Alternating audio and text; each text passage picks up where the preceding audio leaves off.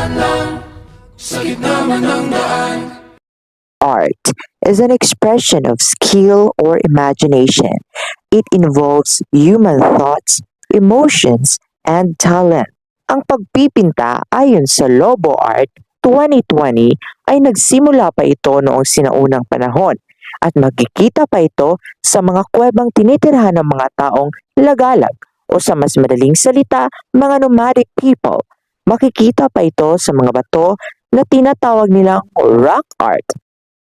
Ang mga painting, makikita mo talaga sa mga bato, dingding, canvas, sa mga kahoy ng mga tao o mga artist ay talagang napakamalikhain at marunong mag-isip sa labas ng kahon.